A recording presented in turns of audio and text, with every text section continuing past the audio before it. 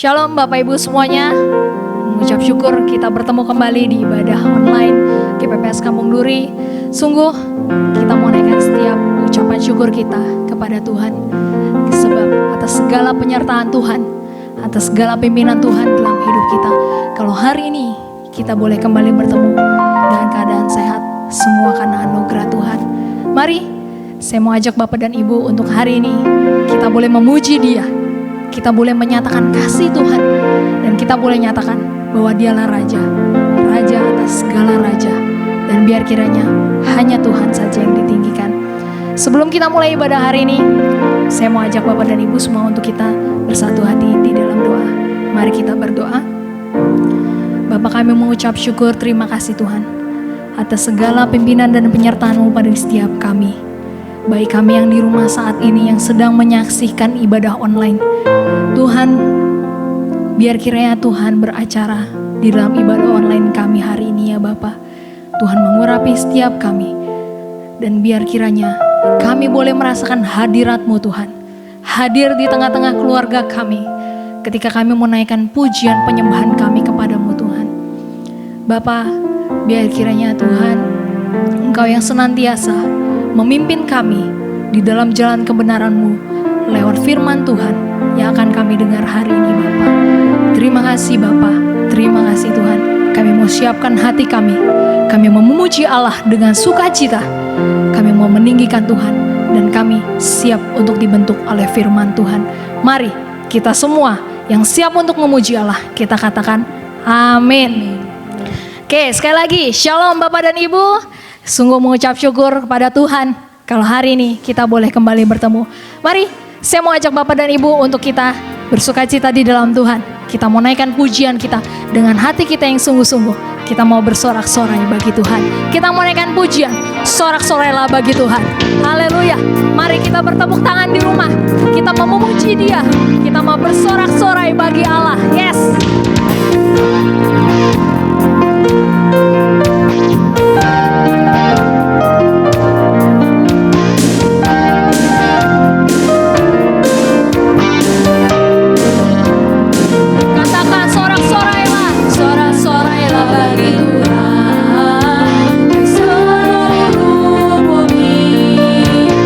Beribadah kepada Tuhan dengan sukacita.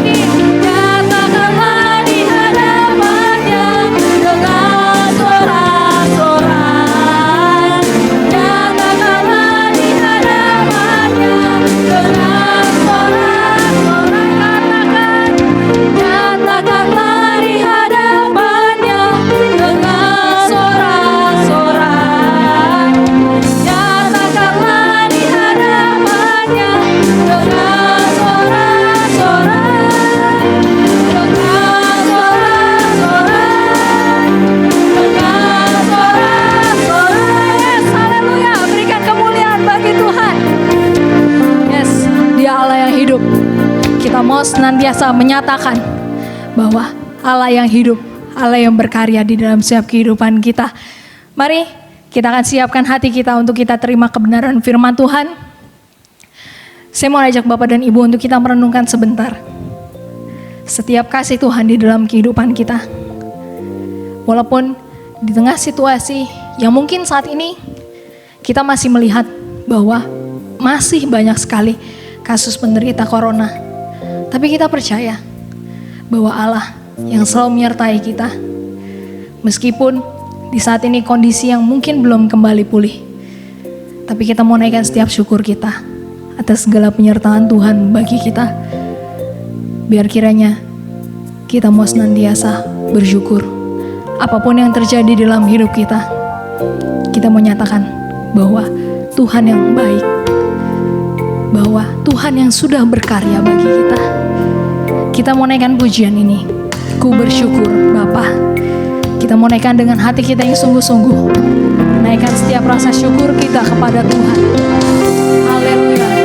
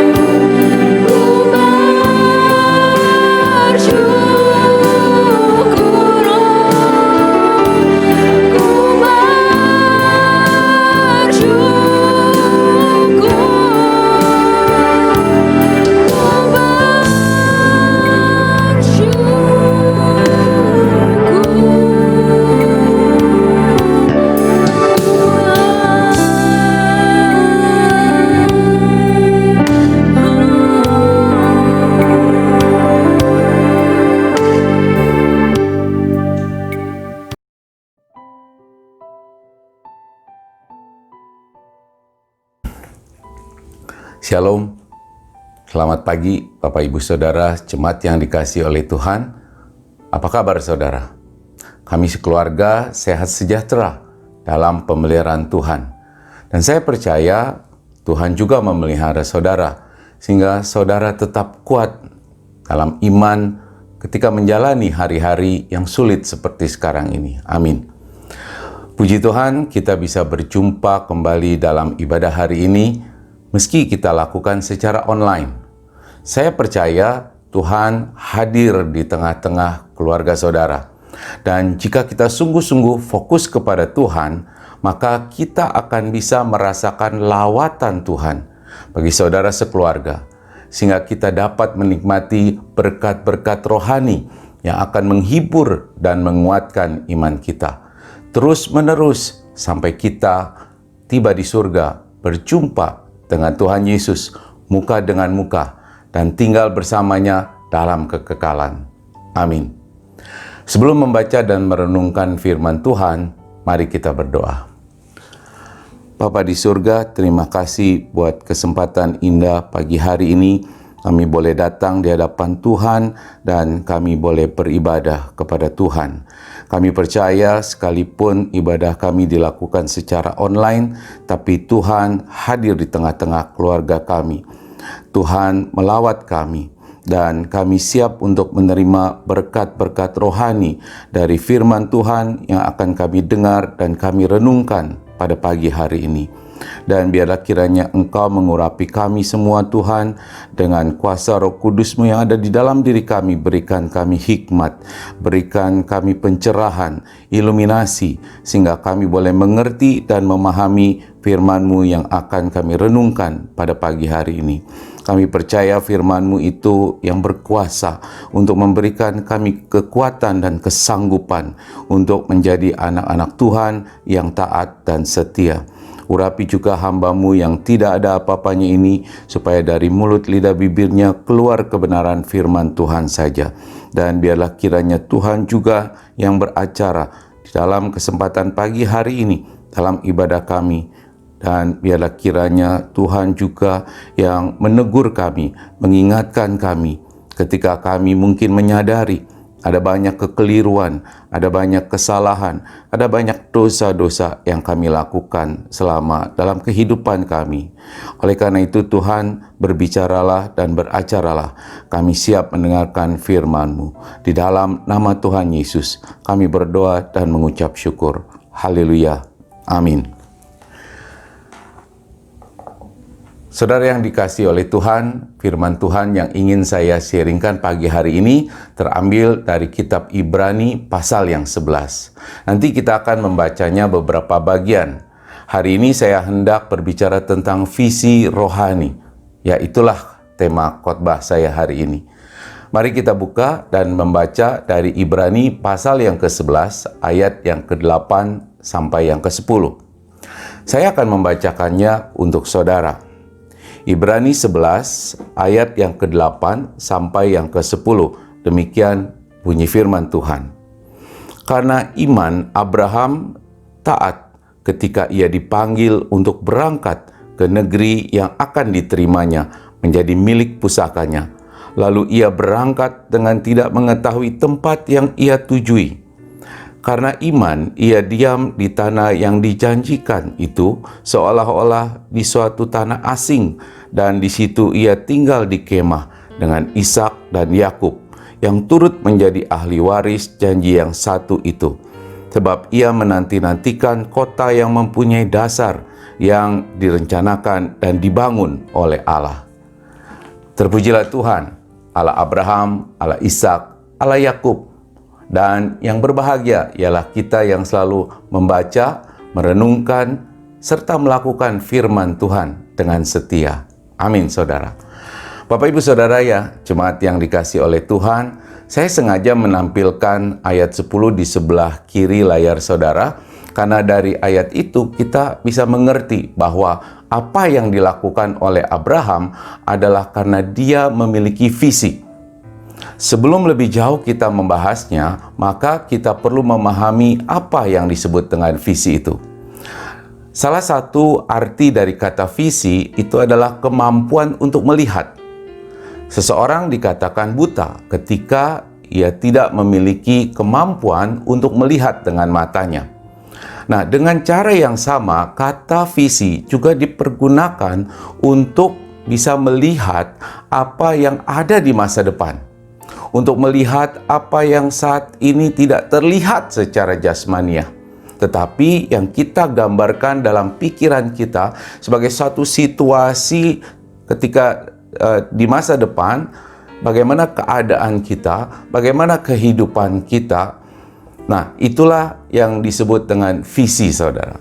Visi itu seperti sesuatu yang sudah ada di depan mata kita, dan kita menanti-nantikannya demi untuk memperolehnya.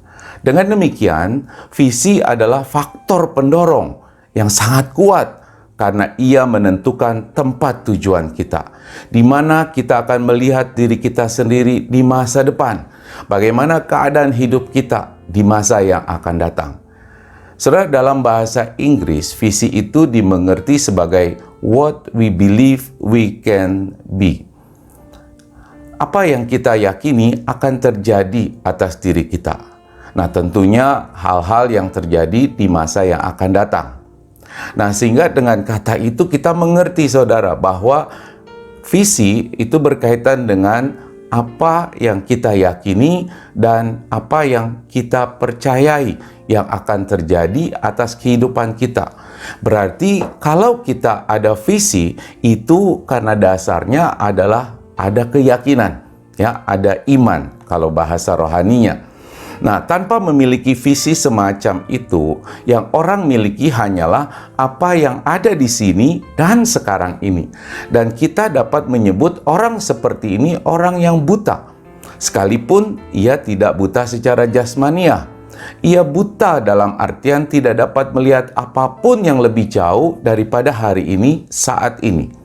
Nah, tanpa adanya visi, maka seseorang itu hanya akan menjalani kehidupannya untuk sekarang ini. Saat ini, tanpa dia bisa melihat, tanpa ada satu pengharapan dan iman apa yang akan terjadi atau akan menjadi seperti apa dirinya di masa yang akan datang. Saudara, tanpa visi dalam kehidupan kita di dunia ini, maka hidup kita akan jalan di tempat. Dan kita tidak akan pergi kemana-mana dan tidak akan menjadi apa-apa kalau kita hidup tanpa visi di dunia ini. Nah, saya mau kasih satu contoh buat saudara. Ketika 15 tahun yang lalu, saya melayani seorang ibu di sebuah bank. Pada waktu itu memang sebagai konsultan dari bank itu untuk training, memberikan motivasi kepada para karyawannya. Nah, saya menjumpai ada seorang ibu yang pada waktu itu sudah berusia 23 tahun. Dan dia sudah bekerja di bank itu selama 18 tahun, saudara. Dan pada waktu itu dia bekerja sebagai seorang teller dari bank tersebut. Dan saya tanya kepada ibu itu, "Ibu, sudah berapa lama ibu bekerja di sini?" "Oh, sudah 18 tahun, Pak." "Oh, sudah lama ya? Oke. Kalau begitu, dulu ibu waktu bekerja, mulai bekerja, ibu kerjanya sebagai apa?" "Sebagai teller, Pak." "Hah? Sebagai teller? Berarti ibu sudah 18 tahun tetap sebagai teller. Sampai hari ini tetap adalah seorang teller." "Iya, Pak." "Luar biasa." Dan saya bergurau dengan dia. "Apa ibu tidak teller 18 tahun menjadi teller di bank itu?" Ya, tapi itulah kenyataannya, saudara. Ketika seseorang tidak mempunyai visi dalam kehidupannya, akan menjadi seperti apa dia di masa yang akan datang, maka dia akan menjadi orang yang buta. Berarti orang buta itu tidak bisa kemana-mana. Berarti ya kehidupannya tidak akan kemana-mana. Dan dia tidak akan menjadi apa-apa karena dia tidak mempunyai visi. Nah, oleh karena itu penting kita mempunyai visi, saudara, dalam kehidupan ini. Baik kehidupan kita di dunia, terutama supaya kita bisa punya satu dorongan untuk memiliki kemajuan dalam kehidupan kita. Nah, sama seperti yang saya alami juga, kurang lebih 20 tahun, 30 tahun yang lalu, saudara. Ya, 30 tahun yang lalu, pada waktu itu tentu masih muda ya, usia 20-an. Saya mendapat visi, memang lewat sebuah mimpi, di mana saya mendapat visi bahwa saya akan loncat dari suatu kota ke kota lain, dari satu tempat ke tempat lain, dan itulah yang saya alami setelah beberapa tahun kemudian. Dengan adanya visi itu sehingga membuat saya jadi semangat, karena memang saya senang pergi kemana-mana ya, bersenang untuk berpindah-pindah tempat, dan itulah pekerjaan saya setiap hari, bahkan hampir setiap hari itu pindah-pindah kota, seperti visi yang saya dapatkan itu. Lain lagi ketika beberapa waktu kemudian saya berpindah-pindah tempat lagi ya, tapi melalui ada kayak jembatan pelangi begitu, saudara. Ya, mungkin kelihatannya nggak masuk akal, tapi ya itulah yang saya dapatkan, visi itu tentang kehidupan saya. Dan beberapa tahun kemudian visi itu memang menjadi kenyataan, saudara, bahwa saya berpindah-pindah bukan lagi antar kota tetapi antar beberapa negara. Ya, itu satu anugerah dari Tuhan. Saya bisa mengunjungi berbagai negara. Nah, tapi yang mau saya katakan pada saudara begini, ketika kita hidup tanpa visi, maka kita tidak tahu kita mau pergi kemana, sehingga kehidupan kita tidak akan mengalami kemajuan-kemajuan. Itu sebabnya saudara, hidup harus punya visi. Coba kita bertanya kepada diri kita saat ini, apa visi hidup saudara? Akan menjadi apa saudara 10 tahun akan datang, 20 tahun akan datang dalam kehidupan kita di dunia ini? Ya, memiliki visi itu adalah hal yang sangat penting, karena tanpa visi orang-orang akan binasa. Ini bukan kata saya, saudara. Ini kata firman Tuhan dari terjemahan King James Version, dari Amsal 29 ayat 18. Dikatakan begini, where there is no vision, the people will perish. Jadi tanpa visi orang akan binasa. Nah, yang saya maksudkan adalah bukan cuma visi kita dalam kehidupan kita di dunia ini. Sebagai orang percaya, justru kita harus punya visi rohani, agar kita tidak menjadi buta rohani, saudara. Dan kita tidak hanya memiliki apa yang ada di sini sekarang ini dalam kehidupan kita di dunia. Ketika kita memiliki visi rohani, maka kita tidak melihat hal-hal yang saat ini, sekarang ini, di dunia ini, tetapi kita akan dapat melihat hal-hal yang jauh ke depan, hal-hal yang akan terjadi atas diri kita nanti. Tentunya dengan dasar iman kita kepada Kristus. Lalu pertanyaannya, visi rohani seperti apa, yang seperti bagaimana yang harus kita miliki itu? Mari kita belajar dari firman Tuhan, khususnya dari kisah Abraham. Nah, saudara, di dalam Kejadian 12, kita tentu sudah mengerti dan tahu dan mungkin pernah mendengar kisah tentang Abraham.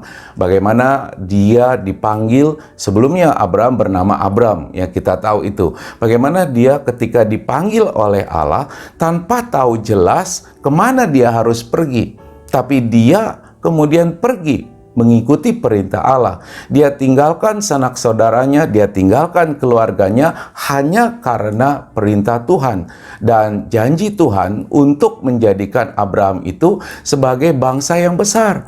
Baru kemudian di dekat daerah Sikem, Allah menampakkan diri dan menjanjikan tanah Kanaan kepada keturunan-keturunan Abraham. Abraham bukan orang yang tidak punya visi, saudara. Sebaliknya, ia seorang yang penuh dengan visi, yaitu visi yang Allah berikan kepadanya. Nah, hal ini menunjukkan satu hal buat kita, bahwa ketika kita mempunyai visi rohani, itu harus datang dari Allah. Bukan karena keinginan kita sendiri atau sesuatu yang kita buat sendiri. Visi yang hanya melayani diri kita sendiri. Tapi visi yang diberikan Allah kepada kita, itulah visi rohani. Nah, kita akan melihat bahwa Allah telah memberikan visi itu kepada kita semua. Dari ayat yang kita baca, di ayat 9, tadi dikatakan bahwa Abraham meninggalkan negerinya dan diam di tanah yang dijanjikan. Di sana ia itu menjadi orang asing dan tinggal di kemah, mengikuti janji Allah, perintah Allah yang sebelumnya telah Allah berikan kepadanya. Nah, alasan Abraham melakukan semua itu adalah karena ia menanti-nantikan kota yang mempunyai dasar, yang direncanakan dan dibangun oleh Allah. Itu ayat 10 dari firman Tuhan yang kita baca. Nah, visi Abraham bukan untuk memperoleh kehidupan yang lebih sukses atau yang lebih baik di sini, di sekarang, pada saat itu. Ia tidak peduli, saudara, di mana ia akan tinggal. Ia bahkan tidak peduli harus meninggalkan keluarganya demi untuk mengikuti janji Allah tadi. Lalu pindah, kemudian dia hidup sebagai orang asing dan diam di tanah yang telah dijanjikan itu. Di sini, sekarang, pada waktu itu. Sama sekali bukan menjadi kepeduliannya. Visinya adalah kota yang perencana dan pembangunannya adalah Allah sendiri. Kota itu yakni kota surgawi, buatan Allah, sudah ada di depan matanya, di tempat di mana ia ingin tinggal. Dan bukan hanya dia, tetapi juga orang-orang lain yang bersama dengan dia, yaitu Sarah, ada Ishak, ada Yakub, dan ada banyak lagi. Dalam Ibrani 11, kalau kita baca secara keseluruhan, saudara, nanti saudara lihat bahwa di situ dicatat ada sejumlah pahlawan-pahlawan iman. Sebut saja di situ disebutkan Musa, ada Henok, juga ada Yusuf, ada Yakub dan sebagainya. Mereka semua mengatakan hal yang sama, ya, mengatakan hal yang sama bahwa mereka tidak mereka itu mencari kota yang lain, ya, kota yang dijanjikan Allah, kota yang bukan dalam kehidupan mereka saat itu, di waktu itu, tetapi mereka merindukan sebuah kota yang lain. Ya, mari kita baca Ibrani 11 ayat 13 sampai 16. Saya akan bacakan buat saudara. Ibrani 11 ayat 13 sampai 16, firman Tuhan mengatakan begini. Dalam iman mereka semua ini telah mati sebagai orang-orang yang tidak memperoleh apa yang dijanjikan itu, tetapi yang hanya dari jauh melihatnya dan melambai-lambai kepadanya, dan yang mengakui bahwa mereka adalah orang asing dan pendatang di bumi ini. Sebab mereka yang berkata demikian menyatakan bahwa mereka telah rindu mencari suatu tanah air. Dan kalau sekiranya dalam hal ini mereka ingat akan tanah asal yang telah mereka tinggalkan, maka mereka cukup mempunyai kesempatan untuk pulang ke situ. Tetapi sekarang mereka merindukan tanah air yang lebih baik, yaitu suatu tanah air surgawi. Sebab itu Allah tidak malu disebut Allah mereka, karena Ia telah mempersiapkan sebuah kota bagi mereka. Haleluya. Nah, Abraham dan orang-orang itu, orang-orang beriman itu tidak mau kembali ke tanah asal mereka, saudara. Mereka mempunyai sebuah visi berupa tanah air yang baru, visi berupa kota yang telah Allah persiapkan bagi mereka. Kota yang sesungguhnya bukan hanya dipersiapkan bagi mereka, tetapi bagi kita juga. Saya ulang, ya, kota yang sesungguhnya bukan hanya dipersiapkan bagi mereka, tetapi bagi saudara, juga bagi saya. Visi mereka adalah visi yang juga Allah berikan kepada kita, karena kita juga akan pergi ke kota yang sama itu. Jadi visi rohani yang harusnya kita miliki adalah kita merindukan dan kita ingin masuk, kita ingin tinggal di kota yang Allah sudah sediakan kepada kita. Nah, coba kita lihat apa yang firman Allah katakan dalam Ibrani 13 ayat 14. Saya bacakan buat saudara.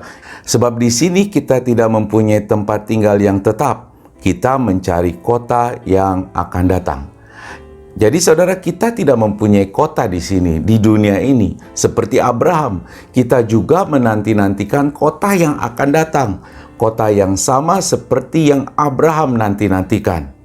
Seperti juga Abraham, maka kita pun adalah pendatang dan perantau di sini. Coba sekarang mari saudara kita perhatikan dari 1 Petrus 2 ayat yang ke-11.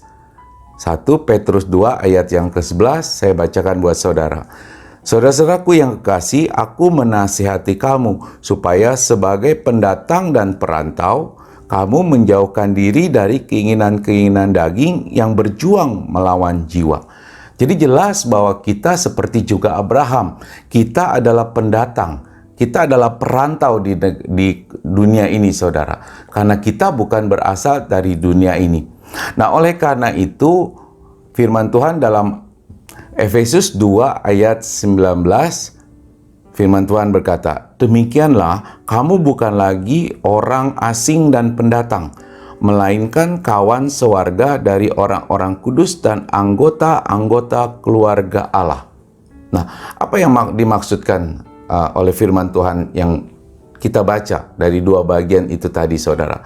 Bahwa kita seperti juga Abraham, kita ini adalah perantau di dunia ini. Dan seperti juga Abraham, ketika nanti kita masuk ke kota yang Tuhan sudah sediakan bagi kita, kita ini akan menjadi kawan sewarga dari orang-orang kudus dan anggota-anggota keluarga Allah.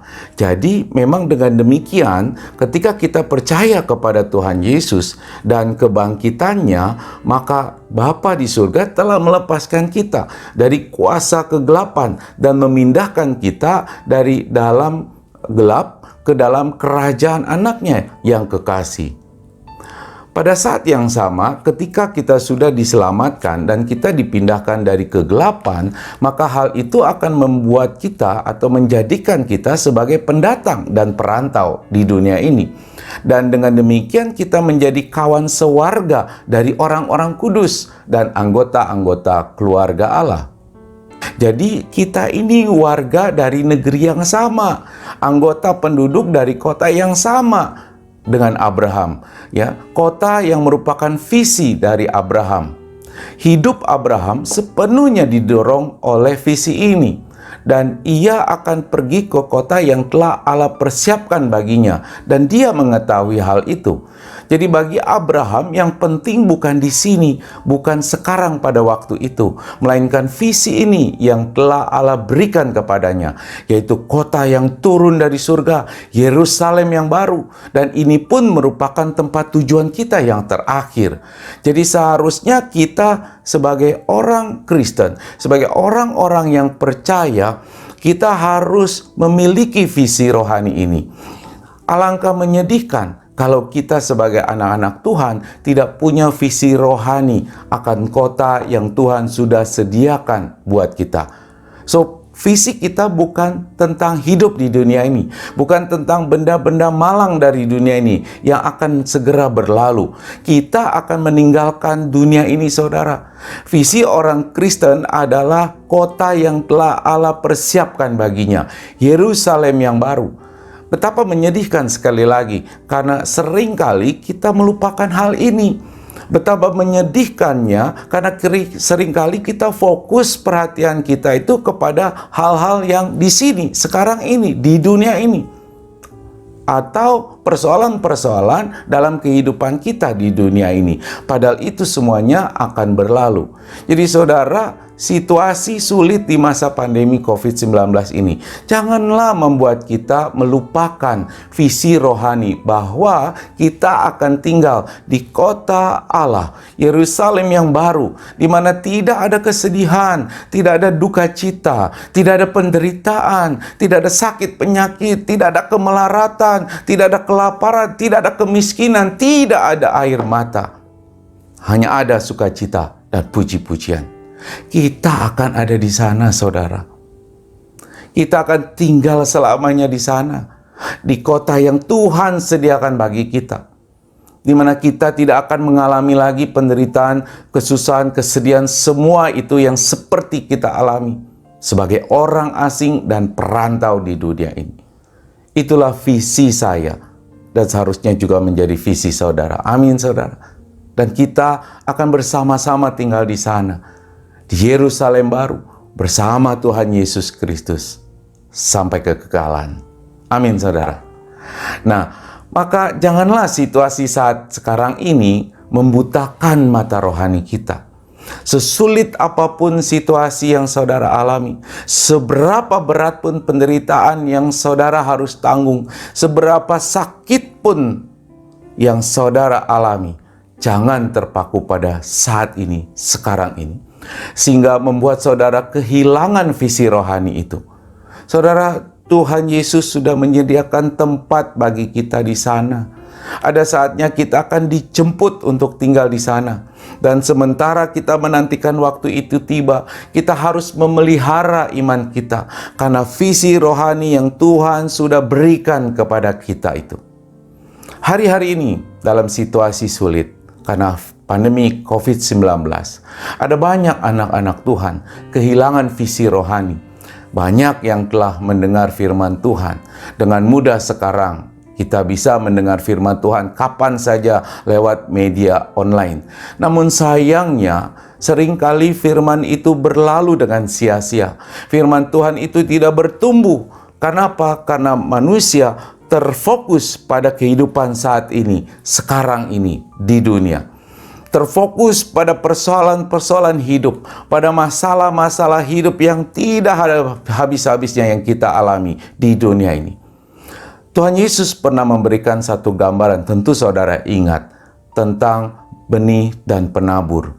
Dan di dalam Markus 4 ayat 14 sampai 20, dia memberikan penjelasan tentang perumpamaan penabur itu yang menaburkan benihnya. Saya mau bacakan buat saudara dari Markus 4 ayat 14 sampai 20. Saya mau bacakan buat saudara. Penabur itu menaburkan firman. Orang-orang yang di pinggir jalan tempat firman itu ditaburkan, ialah mereka yang mendengar firman, lalu datanglah iblis dan mengambil firman yang baru ditaburkan di dalam mereka. Demikian juga yang ditaburkan di tanah yang berbatu-batu, ialah orang-orang yang mendengar firman itu dan segera menerima dengan gembira, tetapi mereka tidak berakar dan tahan sebentar saja. Apabila kemudian datang penindasan atau penganiayaan karena firman itu, mereka segera murtad. Dan yang lain ialah yang ditaburkan di tengah semak duri. Itulah yang mendengar firman itu.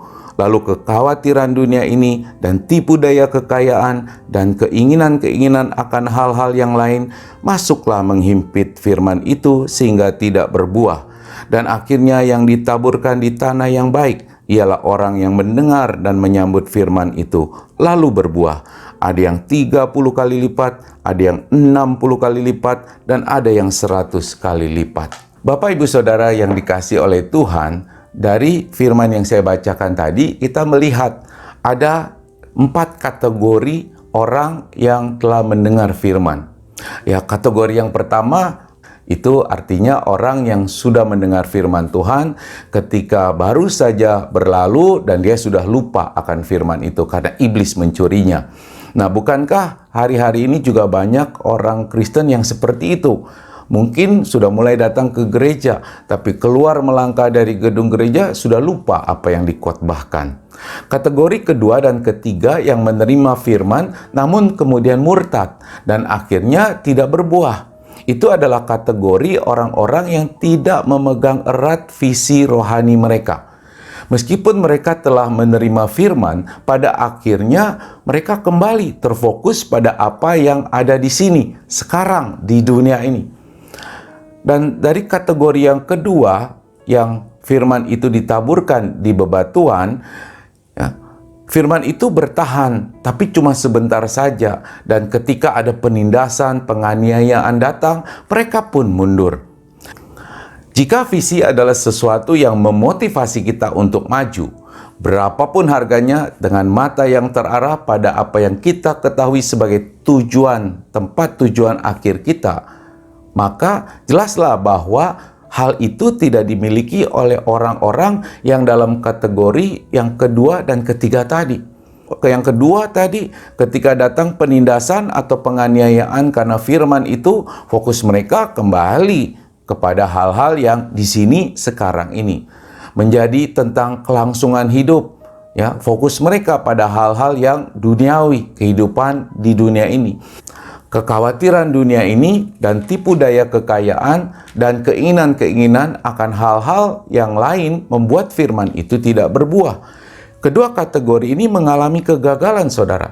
Kenapa? Visi mereka bukan kota yang dibangun oleh Allah, bukan langit yang baru dan bumi yang baru, melainkan apa yang ada di sini sekarang di dunia ini, yaitu langit yang ini, bumi yang ini, yang sekarang kita diami sebagai perantau dan pendatang. Dan sekalipun memang Allah kita itu adalah Allah yang ada di sini, sekarang ini, yang membantu, menolong, memelihara kita. Tetapi kita tidak boleh menjadikan apa yang terjadi dalam kehidupan kita di sini, sekarang ini, bagaimana keadaan kita di sini, sekarang ini, di dunia ini, menjadi fokus hidup kita. Jangan terfokus pada virus corona, saudara. Jangan fokus pada keadaan hidup kita yang sulit sekarang. Jangan fokus pada keadaan dunia yang mengalami krisis, resesi. Karena semua itu akan berlalu. Musim akan berganti. Jadi kita perlu bersabar menantikan Tuhan. Ada waktunya Tuhan untuk melepaskan kita dari semua keadaan yang sulit ini. Nah, saudara, tetaplah fokus pada Tuhan. Pelihara visi rohani kita akan kehidupan kekal yang Tuhan sudah siapkan bagi kita di kota yang Allah sendiri rancang dan bangun itu. Saya ingin membacakan buat saudara Matius 6 ayat 25-33, karena firman itulah yang selalu menguatkan saya selama ini. Saya akan bacakan buat saudara, saudara simak baik-baik, renungkan baik-baik, dan mungkin ini juga akan memberikan kekuatan buat saudara. Matius 6 ayat 25-33 firman Tuhan mengatakan begini, "Karena itu aku berkata kepadamu, janganlah khawatir akan hidupmu, akan apa yang hendak kamu makan atau minum, dan janganlah khawatir pula akan tubuhmu, akan apa yang hendak kamu pakai. Bukankah hidup itu lebih penting daripada makanan, dan tubuh itu lebih penting daripada pakaian? Pandanglah burung-burung di langit yang tidak menabur dan tidak menuai dan tidak mengumpulkan bekal dalam lumbung, namun diberi makan oleh Bapamu yang di surga. Bukankah kamu jauh melebihi burung-burung itu? Siapakah di antara kamu yang karena kekhawatirannya dapat menambahkan sehasta saja pada jalan hidupnya? Dan mengapa kamu khawatir akan pakaian? Perhatikanlah bunga bakung di ladang yang tumbuh tanpa bekerja dan tanpa memintal. Namun aku berkata kepadamu, Salomo dalam segala kemegahannya pun tidak berpakaian seindah salah satu dari bunga itu. Jadi jika demikian Allah mendandani rumput di ladang yang hari ini ada dan besok dibuang ke dalam api, tidakkah Ia akan terlebih lagi mendandani kamu, hai orang yang kurang percaya?" Nah, oleh karena itu, saudara yang dikasihi oleh Tuhan, jangan khawatir akan hidupmu, kata firman Tuhan. Allah mengetahui semua kebutuhan kita, dan Dia akan memenuhi semua kebutuhan kita itu. Kita tidak perlu terfokus pada semua itu. Memang kita harus mendoakan semua kebutuhan kita, tetapi janganlah kebutuhan itu menyita seluruh perhatian kita, menyita fokus kita, menghilangkan visi kita. Apa yang seharusnya berada di depan mata kita bukanlah kekhawatiran, bukanlah soal kekayaan atau hal-hal yang lain, melainkan kerajaan Allah, kota yang telah Allah persiapkan bagi kita, kota yang akan kita tuju, negeri yang sesungguhnya. Dari mana kita berasal? Karena kita sudah menjadi orang-orang yang sudah diselamatkan. Kita menjadi warga surgawi. Dan kita sekarang ini sedang dalam perjalanan menuju kota surga itu. Ke kota yang Tuhan Allah sendiri persiapkan. Tuhan Allah sendiri yang merancangnya, yang membangunnya bagi kita. Amin, saudara. Nah, akhirnya ini seharusnya yang menjadi visi rohani saya dan juga tentu visi rohani saudara. Saya akan bacakan dari firman Tuhan dari kitab Wahyu pasal yang ke-21 ayat 2 sampai yang ke-4. Firman Tuhan berkata, "Dan aku melihat kota yang kudus, Yerusalem yang baru, turun dari surga, dan Allah yang berhias bagaikan pengantin perempuan yang berdandan untuk suaminya. Lalu aku mendengar suara yang nyaring dari tahta itu berkata, "Lihatlah, kemah Allah ada di tengah-tengah manusia, dan Dia akan diam bersama-sama dengan mereka. Mereka akan menjadi umat-Nya, dan Ia akan menjadi Allah mereka. Dan Ia akan menghapus segala air mata dari mata mereka, dan maut tidak akan ada lagi. Tidak akan ada lagi perkabungan atau ratap tangis atau duka cita, sebab segala sesuatu yang lama itu telah berlalu." Saudara yang dikasihi Tuhan, ini harus sungguh-sungguh menjadi visi rohani kita. Saudara tentu sudah menjadi orang-orang yang diselamatkan, dan saudara sudah hidup di dalam Kristus. Dan ini yang harusnya kita nantikan menjadi visi rohani kita. Janganlah saudara dibebani oleh kekhawatiran dan telah kehilangan fokus visi rohani saudara. Biarlah firman Tuhan hari ini menguatkan hati saudara kembali. Pandanglah firman-Nya dan ingatlah, kita bukan milik di sini, sekarang ini, di dunia ini. So, jangan terlalu terfokus pada semua itu. Di sini kita hanya pendatang dan perantau yang sedang menanti-nantikan negeri yang baru, kota yang baru, kota yang telah dipersiapkan oleh Allah, bukan oleh manusia. Karena sesungguhnya Dia telah mempersiapkan sebuah kota untuk Anda dan saya. Dan kita akan pergi ke sana. Dan kita akan hidup bersama Tuhan Yesus, bersama warga-warga kota surgawi, orang-orang kudus yang telah mendahului kita. Dan itulah yang Tuhan janjikan bagi kita. Bukankah Tuhan Yesus berkata dalam Yohanes 14 ayat 2-3, "Di rumah Bapa-Ku banyak tempat. Jika tidak demikian, tentu Aku tidak akan mengatakannya kepadamu. Sebab Aku pergi ke situ untuk menyediakan tempat bagimu. Dan apabila Aku telah pergi ke situ dan telah menyediakan tempat bagimu, Aku akan datang kembali dan membawa kamu ke tempatku, supaya di mana kamu berada, di mana Aku berada, kamu pun berada." Nah, saudara, biarlah ini menjadi visi rohani kita yang tetap kita pegang teguh dengan iman kita kepada Kristus. Kiranya firman Tuhan hari ini sungguh-sungguh membangkitkan kembali visi rohani saudara akan kota yang Tuhan sudah siapkan buat kita. Maranatha, Tuhan Yesus datanglah segera. Itu yang menjadi doa dan pengharapan kita. Amin. Mari kita berdoa. Bapa di surga, terima kasih Tuhan buat firman-Mu yang sudah kami dengar dan sudah kami renungkan, yang boleh mengingatkan kami bahwa sebagai anak-anak Tuhan, kami seharusnya fokus kepada visi yang Tuhan sudah berikan bagi kami, yaitu kota yang Tuhan sendiri rancang dan Tuhan sendiri bangun, yang Tuhan persiapkan buat kami, orang-orang yang percaya kepada Engkau. Terima kasih ya Bapa, sungguh kami boleh dikuatkan iman kami.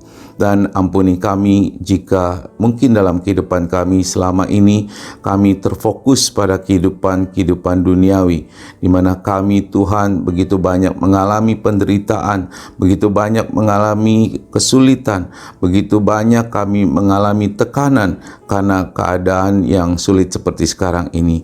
Tapi kami percaya Engkau yang akan terus memelihara kami, Engkau yang akan terus menolong kami, sehingga kami boleh mampu menanggung semuanya itu di dalam kehidupan kami di dunia sebagai perantau, sebagai pendatang, seperti juga Abraham. Tapi kami mau terus memelihara visi untuk menanti-nantikan kedatangan Tuhan yang kedua kali, untuk membawa kami masuk ke dalam kota yang Tuhan sudah sediakan bagi kami dalam kekekalan. Terima kasih ya Bapa buat firman-Mu yang sungguh boleh menguatkan kami hari ini. Dan saat ini Tuhan, kami mau berdoa buat gereja kami, GPPS Kampung Duri. Biar kiranya Tuhan terus memelihara, Tuhan yang terus mencukupkan segala kebutuhan-kebutuhan gereja untuk biaya-biaya operasi operasional yang harus ditanggung gereja kami. Kami percaya Tuhan, tangan-Mu tidak kurang panjang untuk memberikan pertolongan. Demikian juga Tuhan dengan jemaat-jemaat di tempat ini. Biar kiranya Tuhan juga yang memberkati selalu, mencukupkan segala kebutuhan-kebutuhan kami. Dan Tuhan berkati kami dengan kesehatan sehingga kami boleh terhindar dari COVID-19. Dan biarlah kiranya Tuhan boleh menolong juga supaya pada waktunya kami boleh kembali beribadah di gereja Tuhan. Karena kami rindu untuk bersekutu, kami rindu untuk bersama-sama dengan saudara-saudara seiman untuk beribadah kepada Tuhan. Tapi kami percaya ketika kami beribadah di rumah kami masing-masing lewat media online seperti saat ini, Engkau tetap melawat kami. Tuhan, Engkau tetap ada bersama dengan kami. Terima kasih Bapa buat kasih-Mu yang tidak pernah habis-habisnya dalam kehidupan kami.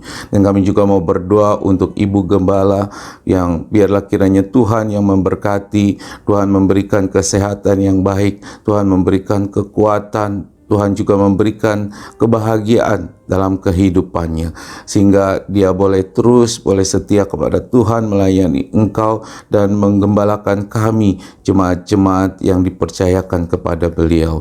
Kami juga berdoa untuk para pengerja yang lain, biar kiranya Tuhan juga memberkati keluarga mereka. Semua yang melayani, ambil bagian di dalam gereja GPPS Kampung Duri, Engkau juga berkati pekerjaan mereka Tuhan, berkati apa yang mereka lakukan, dan biarlah kiranya mereka juga boleh terus kuat dalam iman dan memelihara visi rohani mereka, sehingga mereka tidak terfokus kepada kehidupan di dunia saat ini, sekarang ini, dengan segala problema, dengan segala persoalan-persoalan yang dihadapi. Terima kasih ya Bapa, itulah segelintir dari doa syafaat yang kami mau naikkan. Kami percaya Tuhan, Engkau yang maha mengetahui, Engkau tahu pergumulan kami, Engkau yang tahu semua kesulitan kami, sekalipun tidak terucapkan dalam doa, tapi kami percaya Engkau mengetahui, Engkau mendengar jeritan hati kami, dan Engkau yang akan memberikan kelegaan sesuai dengan kehendak dan rencana Tuhan. Terima kasih Bapa, kami mau akhiri doa syafaat kami ini dengan doa yang seperti Tuhan Yesus ajarkan kepada kami. Bapa kami yang di surga, dikuduskanlah nama-Mu, datanglah kerajaan-Mu, jadilah kehendak-Mu di bumi seperti di surga. Berikanlah kami pada hari ini makanan kami yang secukupnya, dan ampunilah kami akan segala kesalahan kami, seperti kami juga mengampuni orang yang bersalah kepada kami. Dan janganlah membawa kami ke dalam pencobaan, tapi janganlah membawa kami ke dalam pencobaan, tapi lepaskanlah kami daripada yang jahat, karena Engkau-lah yang punya kerajaan dan kuasa dan kemuliaan sampai selama-lamanya. Haleluya. Amin. Jemaat, saya undang untuk bangkit berdiri. Kita akan mengakhiri ibadah kita pagi hari ini, dan sebelum doa berkat, saya akan membacakan pesan firman Tuhan bagi kita semua. Terambil dari kitab Yudas pasal yang pertama, ayat yang ke-17 sampai ke-21. Dalam perikop nasihat-nasihat untuk meneguhkan iman. Dengarkanlah firman Tuhan. Tetapi kamu saudara-saudaraku yang kekasih, ingatlah akan apa yang dahulu telah dikatakan kepada kamu oleh rasul-rasul Tuhan kita Yesus Kristus. Sebab mereka telah mengatakan kepada kamu, menjelang akhir zaman akan tampil pengejek-pengejek yang akan hidup menuruti hawa nafsu kefasikan mereka. Mereka adalah pemecah belah yang dikuasai hanya oleh keinginan-keinginan dunia ini, dan yang hidup tanpa Roh Kudus. Akan tetapi kamu, saudara-saudaraku yang kekasih, bangunlah dirimu sendiri di atas dasar imanmu yang paling suci, dan berdoalah dalam Roh Kudus. Peliharalah dirimu demikian dalam kasih Allah, sambil menantikan rahmat Tuhan kita Yesus Kristus untuk hidup yang kekal. Amin. Mari angkat kedua tanganmu, tengadahkan wajahmu, arahkan hati dan pikiranmu, dan terimalah berkat yang datangnya dari surga. Tuhan memberkati engkau dan melindungi engkau. Tuhan menyinari engkau dengan wajah-Nya dan memberi engkau kasih karunia. Tuhan menghadapkan wajahnya kepadamu dan memberi engkau damai sejahtera.